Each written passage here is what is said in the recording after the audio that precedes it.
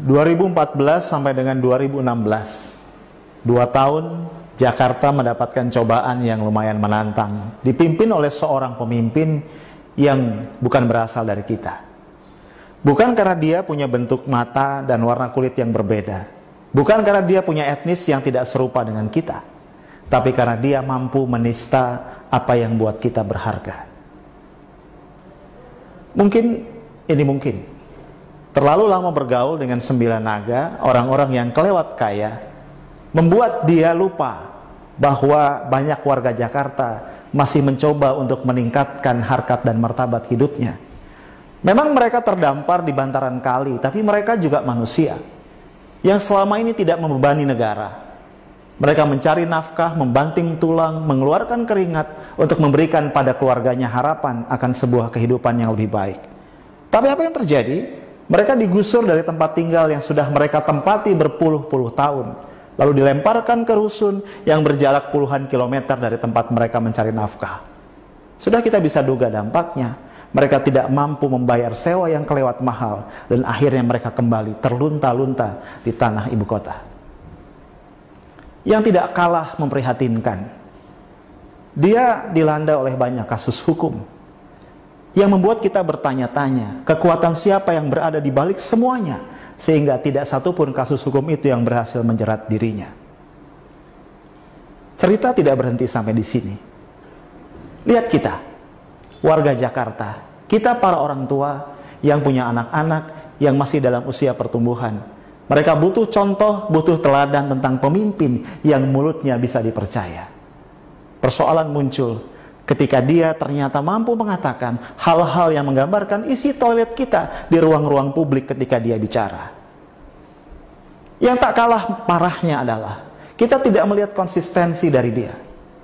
Dulu dia bisa mengkritik pendahulunya. Dia mengatakan seorang petahana mestinya cuti ketika masuk masa kampanye agar tidak menyalahgunakan kekuasaan, tidak menggunakan aset negara untuk kepentingan kampanye politiknya.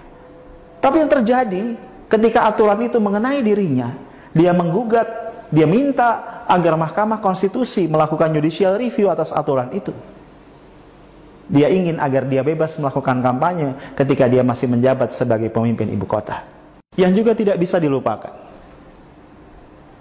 dengan luar biasa dia mencaci partai-partai politik, mengatakan mereka mencuri suara rakyat, dan kemudian dengan gegap gempita membangun sebuah barisan sukarela untuk mendukung dirinya maju lewat jalur independen dalam pemilihan pemilu kada berikutnya. Tapi apa yang terjadi? Ketika beberapa partai mulai menyatakan dukungan kepadanya, dengan mudahnya dia mengatakan, ya sudahlah, saya maju lewat jalur partai politik saja. Pemimpin seperti apa yang konsistensi ucapannya tidak bisa kita pegang? Pemimpin seperti apa yang bisa mengubah pandangannya dalam waktu singkat tentang hal-hal yang sangat mendasar? Yang lebih menyakitkan, dia bisa mengeluarkan kata-kata yang menistakan agama yang bukan agamanya. Bayangkan, dia mengatakan salah satu ayat dari Al-Quran, kitab suci umat Islam yang merupakan 85% lebih warga Jakarta, digunakan untuk membodohi mereka. Ini bukan persoalan sara. Sekali lagi, ini bukan persoalan sara. Ini persoalan mulut seorang pemimpin yang tidak ditakar dampaknya. Dengan kata lain, ini persoalan inkompetensi dari dia yang tidak tahu apa yang pantas dan tidak pantas dikatakan oleh seorang pemimpin ibu kota. Dia mungkin tidak sadar, seorang pemimpin punya 2 peran mendasar setidaknya dimanapun atau di komunitas apapun dia memimpin. Pertama, pemimpin harus mampu menjadi cultural ambassador, mampu merepresentasikan nilai-nilai dari masyarakat di mana dia hidup dan memimpin. Jakarta adalah representasi Indonesia yang bineka. Oleh karenanya, pemimpin Jakarta harus mampu merepresentasikan penghargaan dan penghormatan terhadap kebinekaan. Yang kedua, pemimpin harus mampu menjadi seorang solidarity maker, orang yang mampu merajut dan menguatkan solidaritas masyarakat, menjadikannya masyarakat yang bersatu untuk menjunjung tinggi kebaikan.